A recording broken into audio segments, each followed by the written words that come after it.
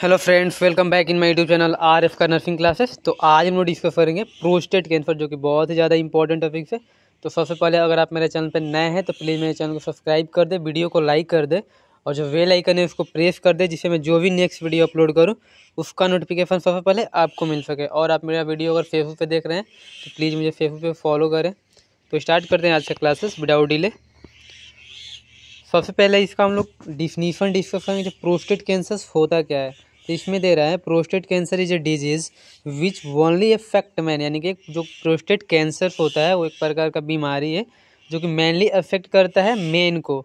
इसमें नेक्स्ट दे रहा है कैंसर विगिन to grow in the prostate, यानी कि जो कैंसर अराइज होता है यानी विगिन करता है वो प्रोस्टेट ग्लैंड से होता है, जो कि मेनली जो मेल का एक रिप्रोडक्टिव सिस्टम का पार्ट है। यानी डिफिनीशन में ओवरऑल यही बोल रहा है कि यह एक बीमारी है जो कि मेनली अफेक्ट करता है मैन को। और जो कैंसर या विगिन होता है, यानी जो प्रोस्टेट कैंसर अराइज होता है वो प्रोस्टेट से जो ग्लैंड होता है वहाँ से अराइज होता है। और प्रोस्टेट ग्लैंड एक रिप्रोडक्टिव सिस्टम का पार्ट है मेल का।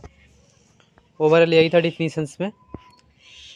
ये डायग्राम में आप लोग देख सकते हैं, ये ब्लॉडर है और ये प्रोस्टेट से यहाँ पे ट्यूमर अराइज हुआ है और ये यूरेथ्रा है। आप लोग देख सकते हैं यहाँ पे ट्यूमर का फॉर्मेशन हुआ है प्रोस्टेट ग्लैंड में।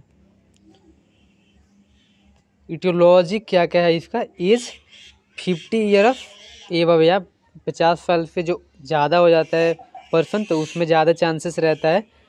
हाई फैट डाइट इंटेक, यानी जो पर्सन ज़्यादा फैटी डाइट इंटेक करता है उसमें बहुत ही ज़्यादा चांसेस रहता है। हेरिडिटी, यानी किसी पर्सन को फैमिली में हेरिडिटरी है यानी कि जेनेटिक्स है तो उसके चलते भी अराइज हो सकता है। इंक्रीज टेस्टोस्टेरोन हार्मोन लेवल, यानी कि जो टेस्टोस्टेरोन हार्मोन लेवल होता है और वो नॉर्मल से ज़्यादा हो जाता है तो उसके चलते भी अराइज होता है प्रोस्टेट कैंसर।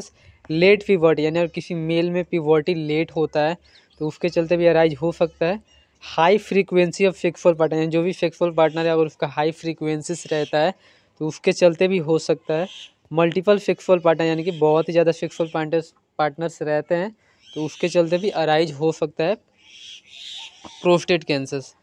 नेक्स्ट है हायर फर्टिलिटी, यानी फर्टिलिटी रेट अगर ज़्यादा है, पर्सन फर्टिलिटी ज़्यादा करता है तो उसके चलते भी हो सकता है।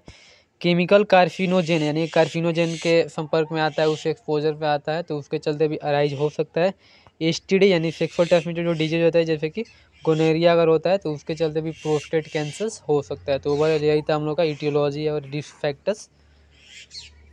नेक्स्ट इसका साइन एंड सिम्टम्स डिस्कस करेंगे। अर्ली स्टेज में भी एसिम्टोमेटिक, लेटर स्टेज, यानी कि स्टार्टिंग फेज में इसका सिम्टम्स देखने को नहीं मिलता है लेकिन लेट स्टेज में इसका सिम्टम मिलता है, जैसे कि रेक्टल ब्लीडिंग हो सकता है, यानी कि जो रेक्टल होता है वहाँ पे ब्लीडिंग हो सकता है। इंटेस्टाइनल ऑब्स्ट्रक्शन, यानी कि जो इंटेस्टाइन होता है उसमें ऑब्स्ट्रक्शन हो सकता है।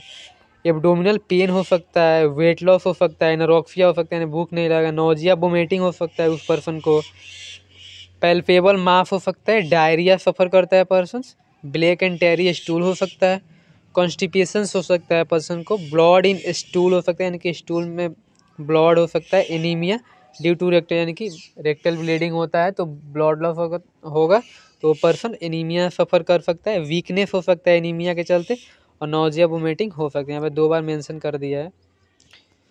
तो यही था ओवरऑल हम लोग का साइन एंड सिम्टम्स। नेक्स्ट का डायग्नोस्टिक इवेलुएशंस करेंगे, कैसे पता कर सकते हैं कि प्रोस्टेट कैंसर से पर्सन सफ़र कर रहा है। तो रेक्टल एग्जामिनेशन करेंगे, इसमें rectal examination assist like pea size होता है, उससे हम लोग रेक्टल एग्जामिनेशन करते हैं। PSA test, prostate specific antigen test होता है, जिसके द्वारा हम लोग पता करते हैं कि किसी पर्सन को प्रोस्टेट कैंसर है या नहीं है। नेक्स्ट है अल्ट्रासाउंड से हम लोग पता कर सकते हैं। ट्रांस रेक्टल नीडल बायोप्सी होता है, यानी कि जो रेक्टल से हम लोग बायोप्सी लेकर पता कर सकते हैं कि उस पर्सन को प्रोस्टेट कैंसर हुआ है कि नहीं हुआ है। मैनेजमेंट क्या कर सकते हैं, एंटी एंड्रोजन थेरेपी दे सकते हैं, जैसे कि फ्लूटामाइड दे सकते हैं उस पर्सन को, हार्मोनल थेरेपी दे सकते हैं, एस्ट्रोजन थेरेपी दे सकते हैं उस पर्सन को। सर्जिकल मैनेजमेंट में क्या क्या कर सकते हैं, रेडिकल प्रोस्टेटेक्टोमी कर सकते हैं, रेडिएशन थेरेपी कर सकते हैं, सर्जरी या प्रोस्टेट ग्लैंड, यानी कि रेडिकल प्रोस्टेक्टोमी कर सकते हैं उस पर्सन को, यानी कि रेडिकल के द्वारा हम लोग जो प्रोस्टेट होगा उसको रिमूव करेंगे। रेडिएशन थेरेपी से हम लोग जो भी है उस पर्सन का सर्जरी कर सकते हैं। क्रायो सर्जरी या प्रोस्टेट, क्रायो सर्जरी में बहुत ही लो टेम्परेचर पे इसका सर्जरी किया जाता है तो उसको हम लोग क्रायो सर्जरी बोलते हैं।